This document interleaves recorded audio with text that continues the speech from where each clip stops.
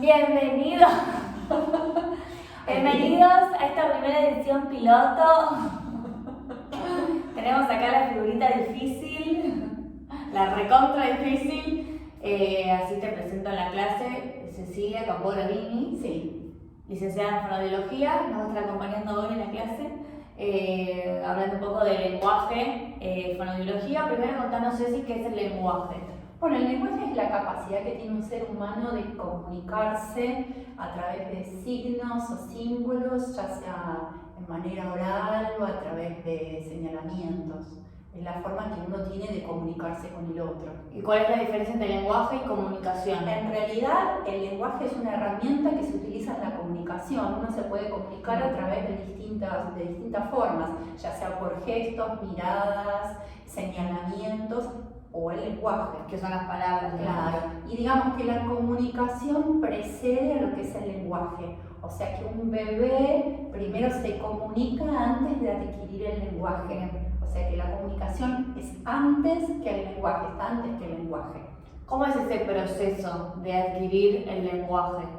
Y el proceso se da a través del otro, de la relación con el otro. Por eso es tan importante la relación del bebé con la mamá, ya desde el amamantamiento, digamos, a través de la mirada. Digamos que la primer comunicación que es base del lenguaje es a través de la mirada del bebé con la mamá.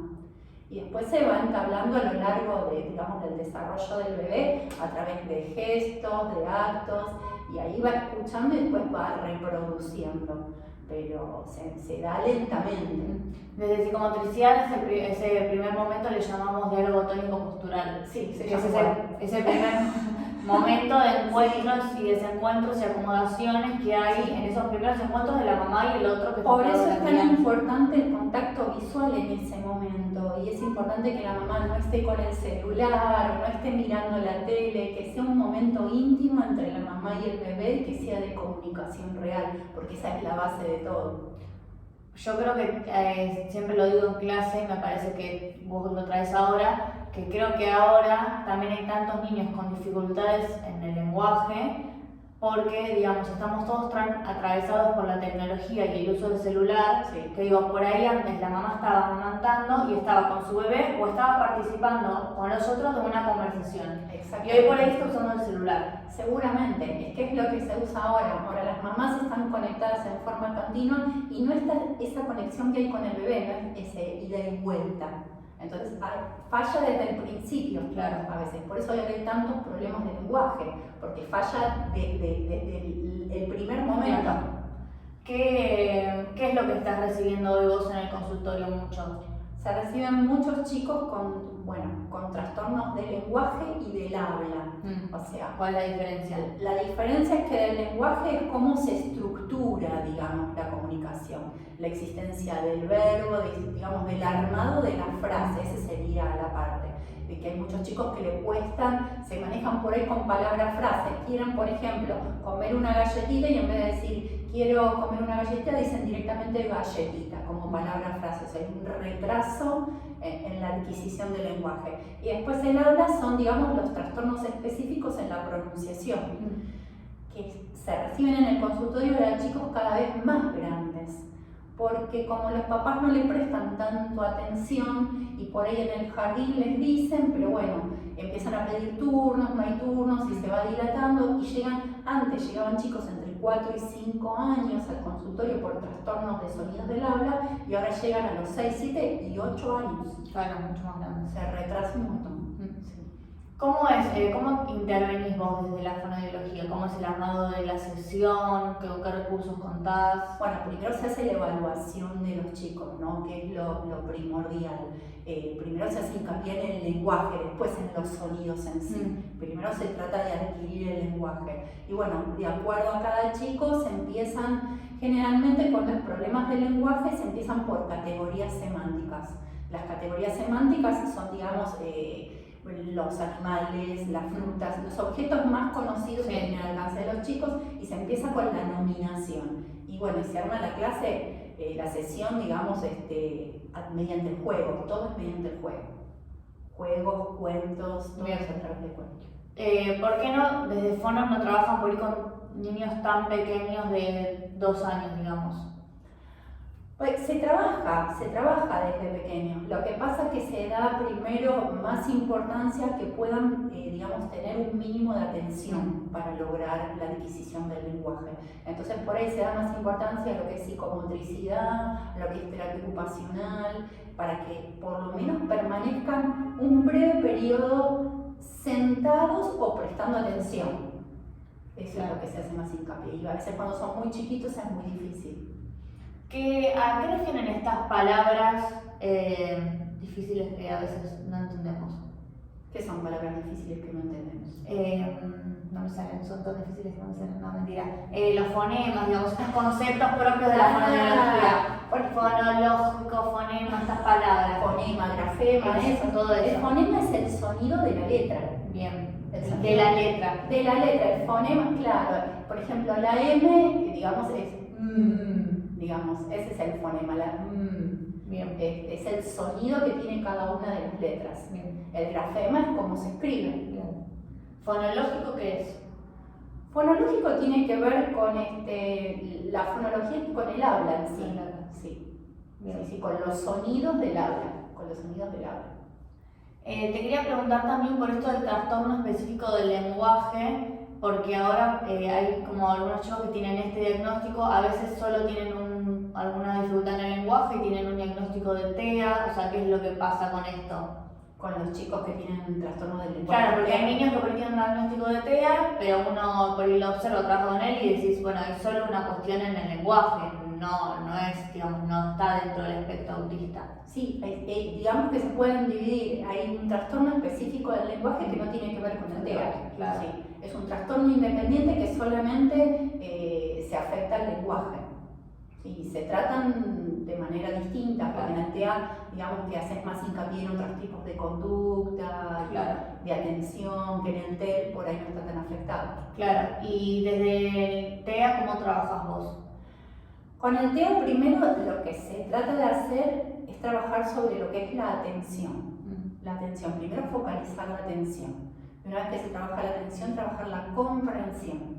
Una vez que se trabaja la atención y la comprensión, recién ahí empezamos a trabajar lo que es el lenguaje. Generalmente empezamos con todo lo que son onomatopeyas, sonidos, para después terminar en palabras. Las onomatopeyas serían como los sonidos de las cosas, claro. Los sonidos de los animales, el pum. La vaca hace cierro la puerta, pum. Claro. Digamos, se trabajan todo lo que son sonidos. ¿Qué es lo que empieza un bebé a hacer? Claro. Y aparte trabajando las onomatopeyas, al mismo tiempo estás trabajando los fonemas. Sí, los fonemas y además la comprensión, porque digamos que ese sonido va ligado a algo, o sea, claro. La vaca hace claro. La puerta hace pum, exacto. O sea, ya está trabajando el reconocimiento también de categorías. Y después, digamos, si vos tuvieras que decir algunas cuestiones básicas como para trabajar en los padres en la casa o cualquier profesional, digamos, en el consultorio, digamos, ¿qué se puede, no intervenir porque uno no es fono, pero digamos, qué recursos que decir, bueno, esto estaría piola que lo sepan y que lo apliquen todos? En realidad el lenguaje está ligado a la vida cotidiana. El lenguaje está ligado a la vida cotidiana, digamos que la adquisición del lenguaje y la aparición de las palabras también va de la mano de la independencia del niño. O sea, lo que yo hago hincapié de que es re importante que los chicos sean independientes de acuerdo a su edad, que puedan hacer las cosas de acuerdo a su edad. O sea, si un nene tiene 4 años, que coma solo. Claro. Si un nene tiene, no sé, 3 años, que se pueda sacar las zapatillas, o sea, adentro, lograr esas cosas y siempre ligado al lenguaje, digamos, que la mamá o el papá le pueden decir, bueno, ahora nos sacamos las zapatillas, a ver, sacate las zapatillas, claro. digamos, o en la hora del baño, bueno, a ver, ¿dónde está el shampoo? ¿Dónde nos ponemos el shampoo? Siempre ligando las acciones cotidianas al lenguaje. Al lenguaje. ¿Qué pensás vos que hoy en día está afectando mucho el lenguaje?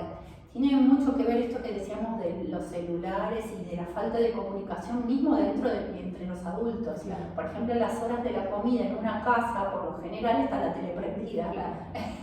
Entonces, los chicos no ven la importancia del intercambio de lenguaje con la otra persona, porque cada uno está en su mundo. Claro. Entonces, lo que hay que valorizar es eso, la importancia de la comunicación. Eso es lo más importante. Y esto que vean que se está comiendo y que la mamá, el papá, la familia están dialogando, que existe lenguaje entre ellos, que hay un ida y vuelta. Claro. Porque muchas veces a la hora de la comida no solamente está la tele, sino que porque los chicos no comen le ponen el celular. Claro. Y entonces la mamá Claro, le termina dando mientras ponen el celular. Claro. Eso es Lo súper peor. negativo. Lo peor. Súper negativo. ¿Sentís que la pandemia contribuyó? Sí, contribuyó un montón porque los chicos cuando son pequeños y en la adquisición del lenguaje, el tema del jardín de infantes es súper importante porque tienen un intercambio con el otro. Y un intercambio con el otro que no es de la familia y se tienen que esforzar para que el otro les entienda. Sí. En cambio en la familia por ahí señalan, la mamá dice, sí, mira, acercar el dulce de leche que le quiero poner a las galletitas, o sea, ya lo conocen. Claro. Entonces no tienen necesidad de que aparezcan palabras. Claro. Con solo señalar o con solo mirar o medias así, la mamá dice, dale el agua que tiene sed. Claro. La madre decodifica tanto al niño que el niño no se tiene ni por qué esforzar por aprender el lenguaje para Eso es lo que pasó comunicarse. en la pandemia, que los chicos estuvieron con la familia cercana todo el tiempo, porque Claro. no tuvieron contacto con el mundo externo, que es donde necesitan sí o sí comunicarse. Claro. Bien, perfecto. Creo que ya te pregunté todo lo que te quería preguntar. ¿Algo más? ¿Algo más importante para decir respecto al lenguaje, a la fonoaudiología? ¿Qué es la fonoaudiología?